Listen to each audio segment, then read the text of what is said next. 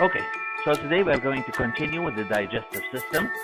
This is the same video and the same self-assessment PowerPoint presentation. So we will continue last time regarding the tube or the gut. We studied the mouth, the pharynx, the esophagus, stomach, and now we will continue with the small intestine. And this is where most digestion and absorption takes place. You can expect that because of a lot of modifications in the structure here, which makes a very large surface area for the small intestine. So the small intestine, to start with, it's about 6 meters in length. So this is a quite very long tube, and you can see it here. It's folded on each other, the loops of the small intestine. And it begins at the pylorus of the stomach, pyloric region, where there is a sphincter here. This point here is also called the gastroduodenal junction. And it has 3 parts. The first part is the smallest part, and it's called the duodenum. You can see it here highlighted in red. It is C-shaped, and it is within the C shape of the duodenum that the head of the pancreas is located. And it is there where the pancreatic duct opens into the duodenum. And then we have the jejunum and then the ileum. And the ileum, the terminal part of the ileum, opens into the large intestine, since the first part of the large intestine here is called the cecum. So the opening between the ileum and cecum is called the ileocecal junction. And again, it is guarded by a valve. So it's called the ileocecal valve. So it starts as the pyloric sphincter and ends at the ileocecal valve. These are the 3 parts: the duodenum, the jejunum, and the ileum. Duodenum means 12, not 12 centimeter, but 12 inches. It's actually 25 centimeter in length. And when they first called it the duodenum, it was because it measures the width of 12 fingers. That's how they measured it at the beginning. Histologically speaking, it's a tube like the tube of the basic plan of the tube, where there is a mucosa, submucosa, muscularis, and adventitia, with more modifications here for the increased surface area for absorption. So we have, to increase the surface area of absorption is the length of the small intestine. And then we have the circular folds. You can see them here.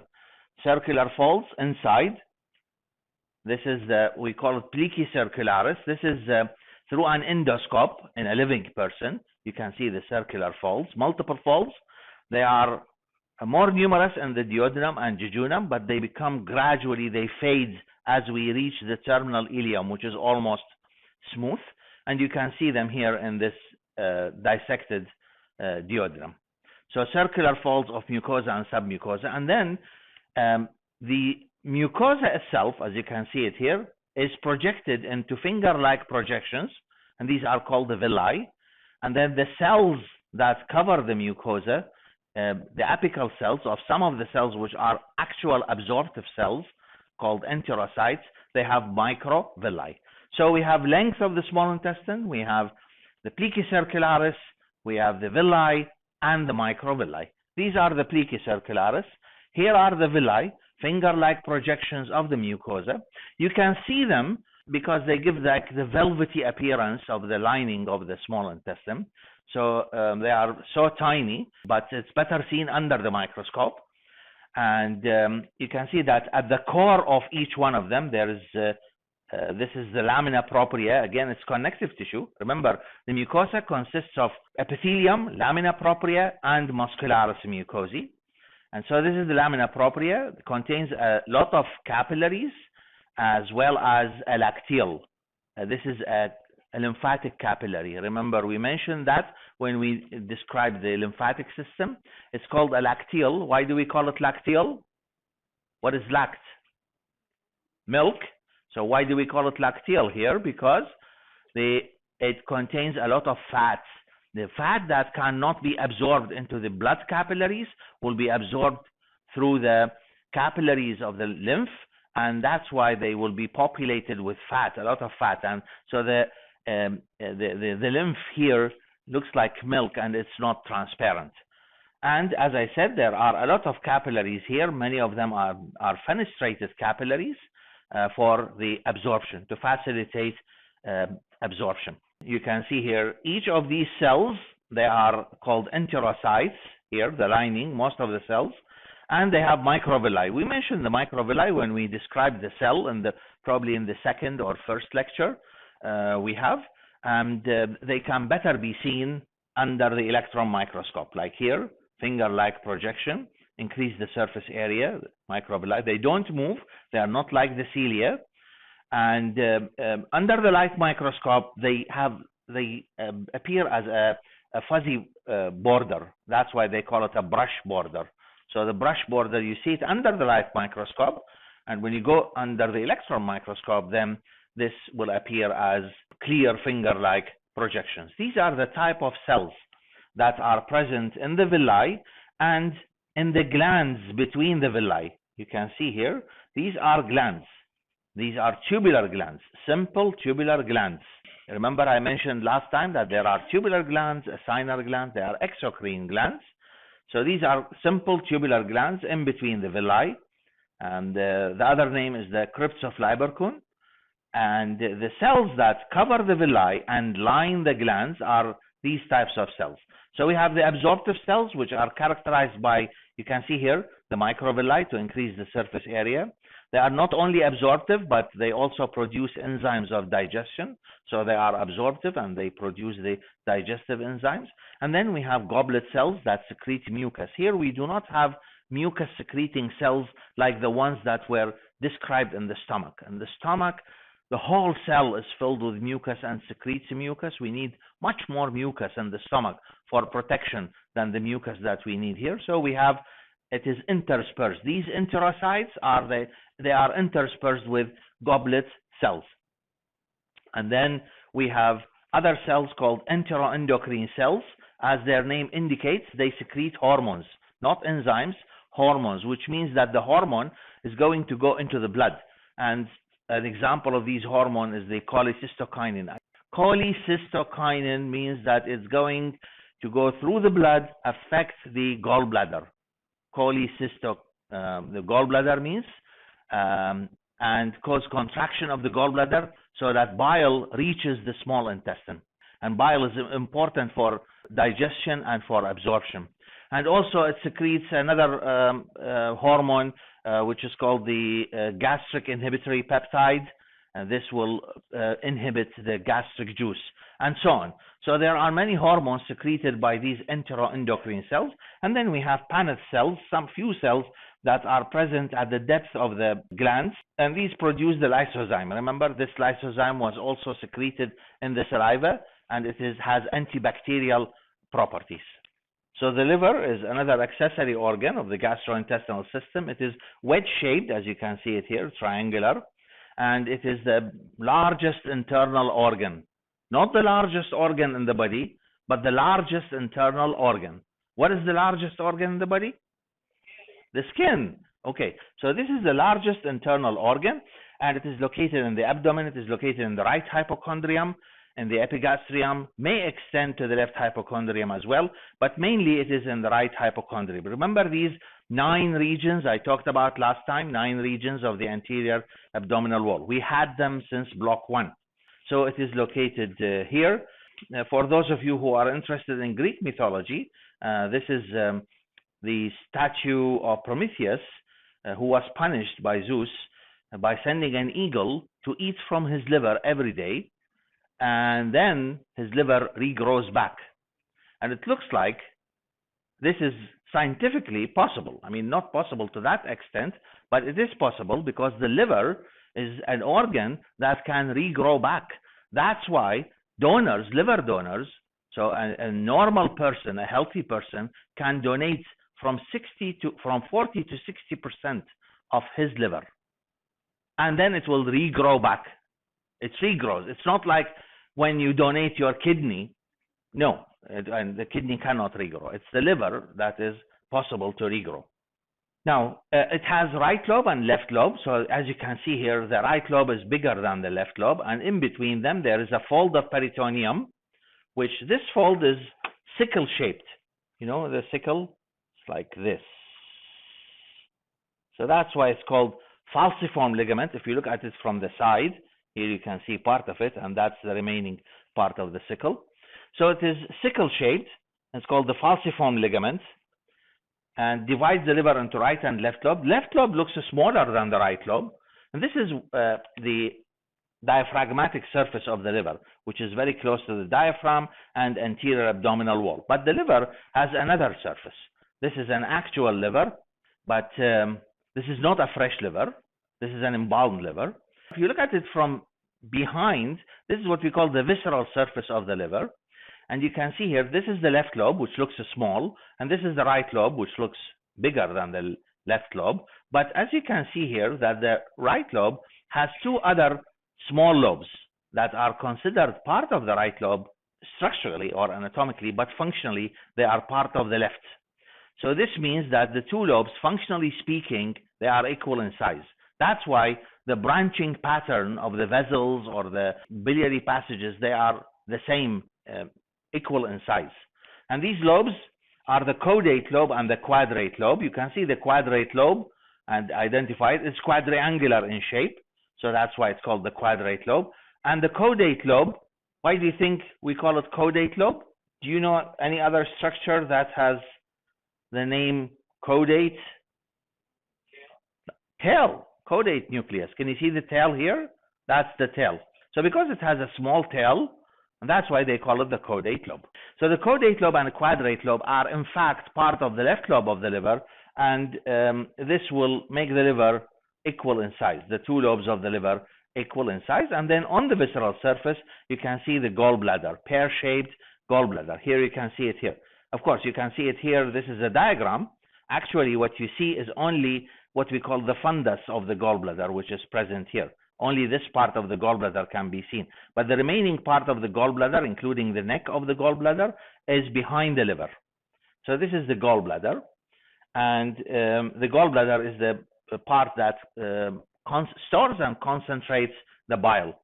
Histologically speaking, the cells of the liver, or what we call hepatocytes, they are arranged like in hexagonal pattern. Hexagonal patterns here which are called the hepatic lobules.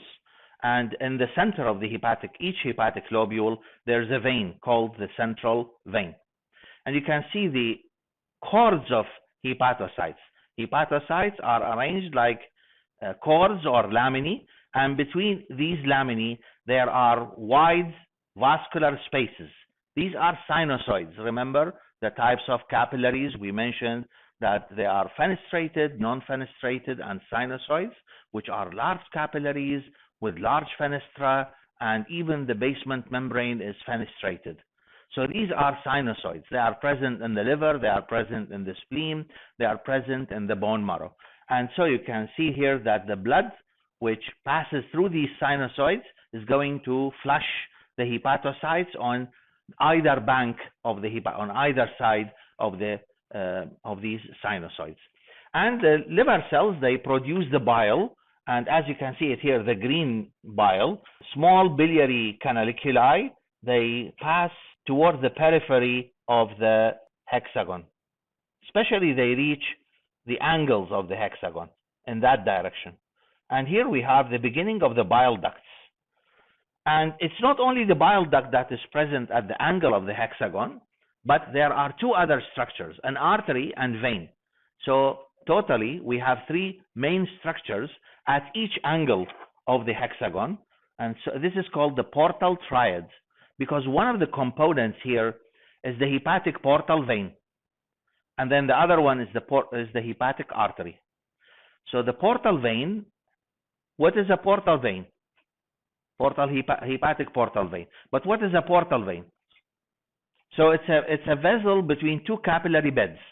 The first capillary bed is located in the intestine. Remember, in the microvilli of the small intestine, and even in the large intestine, or even in the stomach, there's a capillary bed. In the gastrointestinal tract, the blood will pass not to the inferior vena cava directly, but it will go through a portal vein, hepatic portal vein, and this hepatic portal vein divides in the liver to form another capillary bed.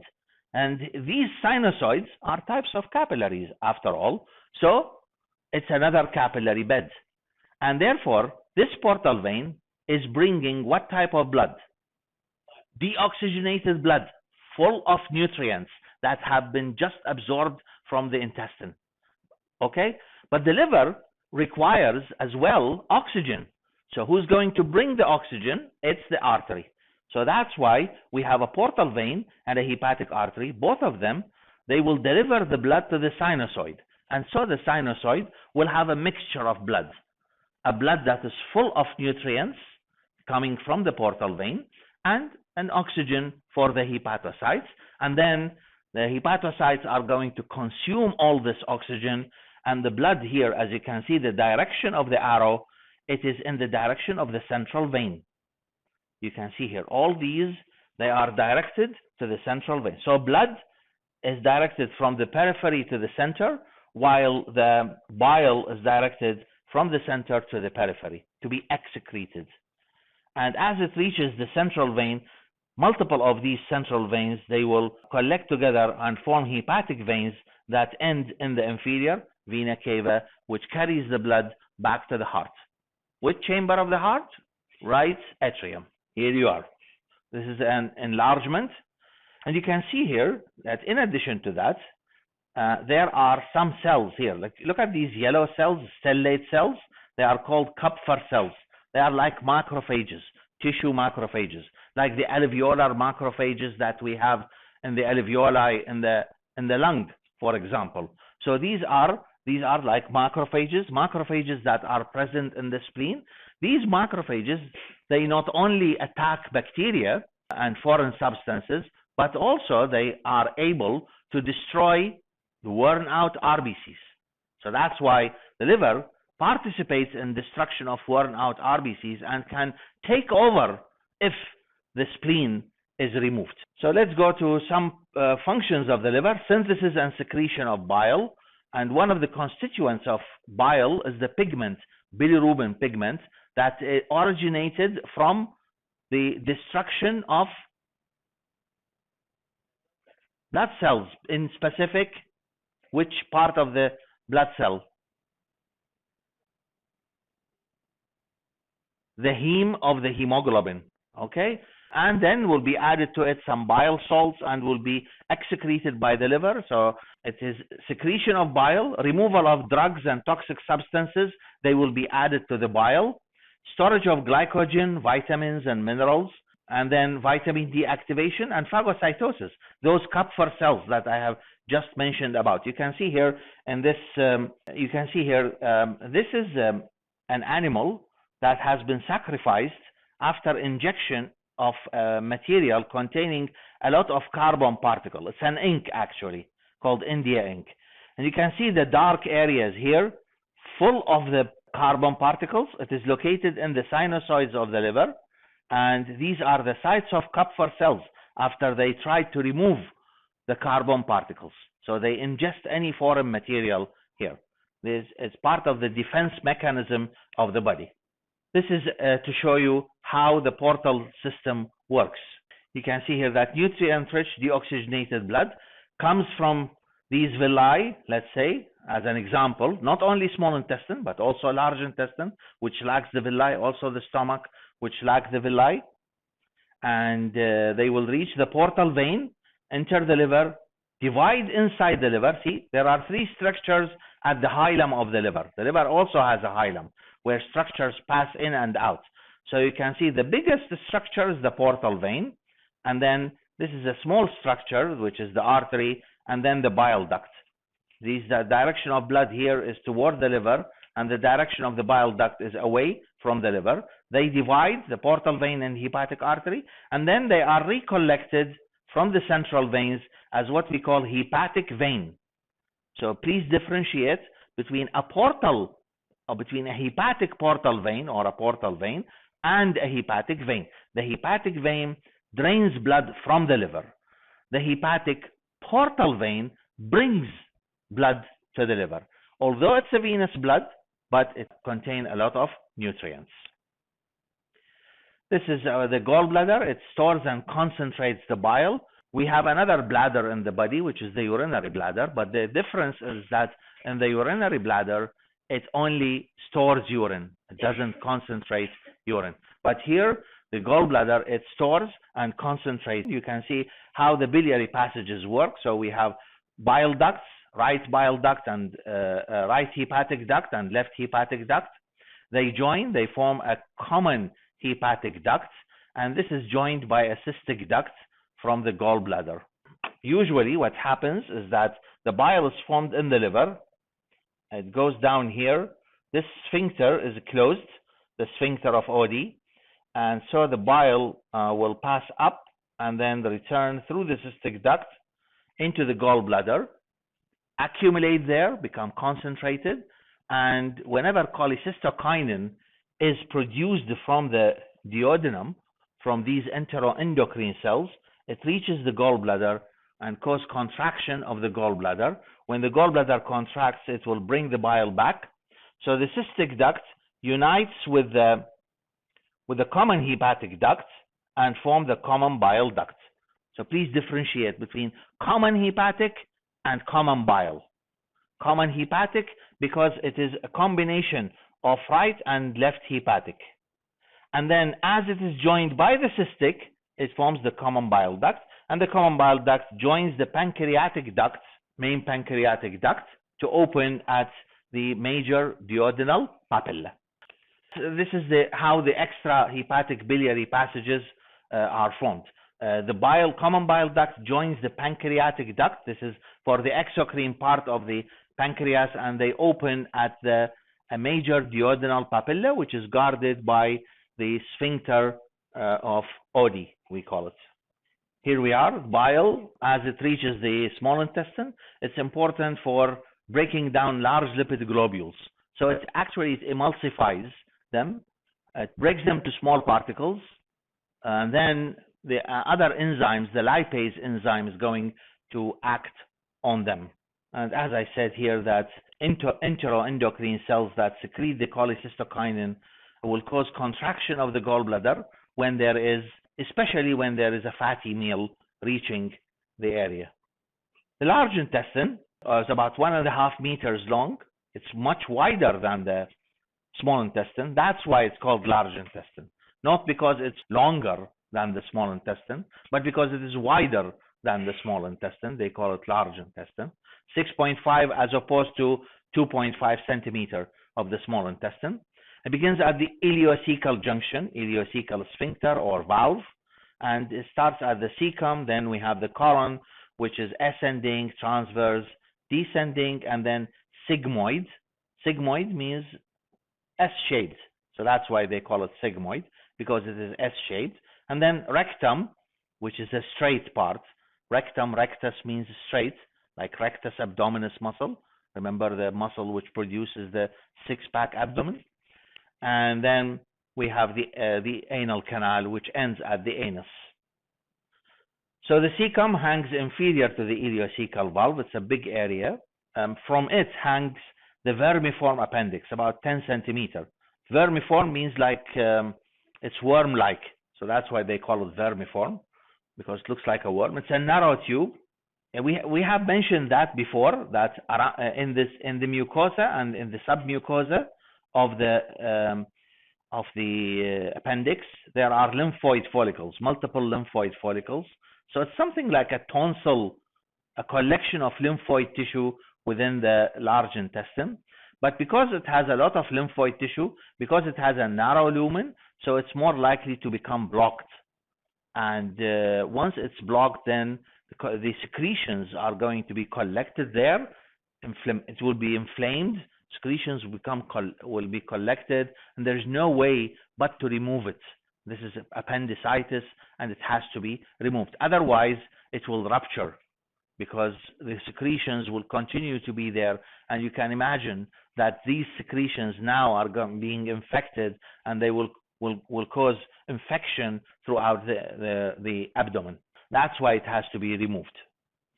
The anal canal, which is the distal part of the large intestine, it's about 2 to 3 centimeters in length. It opens at the anus. So that's the difference between anus and anal canal. Anus is the opening, and it is guarded by sphincters. You can see here that there is an internal sphincter, which is involuntary, means that it's formed of smooth muscle fibers, the circular muscle fibers. And then we have a voluntary sphincter, which is made of voluntary muscle fibers. And this is how it controls defecation. So whenever there is distension in the rectum, like for example, then there will be stimulation of parasympathetic nervous system, and the parasympathetic nervous system will cause peristalsis and relaxation of the internal anal sphincter. If circumstances are not allowing us to defecate at that time, then we are going to use voluntarily, we are going to use the external anal sphincter. This is the histology of the large intestine. Obviously here, the characteristic feature, if you look at the diagram or if you look at the slide itself, is that there are no villi, because here there is absorption, but it's only minor absorption, and it's mainly absorption of water and electrolytes.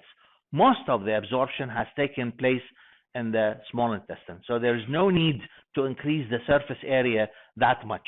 So the surface is flat, but yet we have these tubular glands. You can see them here. A lot of these tubular glands, they have absorptive cells, as you can see, exactly the same like the ones that we have in the small intestine. Structurally speaking, they have microvilli to increase the surface area, but we don't have villi. So in the small intestine, we have villi, and then in between, we have glands, and then villas, and so on. That's in the small intestine. In the large intestine, we have only glands, no villi. All these are glands, and here's the surface. And of course, there are goblet cells. And you will notice that the proportion of goblet cells increases, the amount of goblet cells increases as we pass more distally in the large intestine. Why? Amount of goblet cells increase as we approach, like for example, the sigmoid colon, the rectum, because so to increase lubrication, and the stool will become more formed as we go more distally. There will be more absorption of water and electrolytes. The stool becomes formed, and so you need more lubrication in this case. Again, we have submucosa. Submucosa is characterized by the presence of lymphoid follicles. You can see them here. And we have muscularis and adventitia. The muscularis of most of the large intestine, or to be specific, the muscularis of the colon, in its all parts, ascending, transverse, descending, and sigmoid. Again, like any other part of the small intestine, it consists of an inner circular and outer longitudinal layer. Okay, but you expect that the outer longitudinal layer, like in the small intestine, is present all around the tube. Here, in the large intestine, the outer longitudinal layer is confined to 3 bands only. You can see them here. 3 bands of longitudinal muscle fibers. It's not all around the circumference. All around is the circular, but the longitudinal muscle fibers, they form 3 bands of what we call tinea coli. Tinea coli. And the tonic contraction of these tinea coli is similar to the, like you can see it here, is similar to the elastic waistband. So they have high tone, and that's why they will cause these corrugations, or what we call the hostrations. These are called hostra. The pouches which characterize the large intestine are called hostra, because the longitudinal muscle fibers become shorter than the length of the large intestine. So it's like the elastic band here, where you have these multiple folds. So these are the multiple pouches called hostra. And you can expect that within these hostra, there's a lot of mixing taking place. And in addition to that, the other feature, gross feature, let's say, of the large intestine, when you look at the tube, you will immediately say that this is part of the large intestine. First of all, you will find the hostra. You will find the tinea coli. You can see them by your naked eye. And the third thing is that they have these finger-like projections or sacs, which are filled with fat. Of course, the amount of fat depends on the nutritional status of the individual. So this is a place where there is storage of fat, visceral fat can be stored here, and these are called omental appendices. or epiploic appendices. They are for the storage of fat. They are not present in other parts of the gastrointestinal tract, and even they are not present in the rectum. They're only present in the colon itself, like ascending, transverse, and descending colon.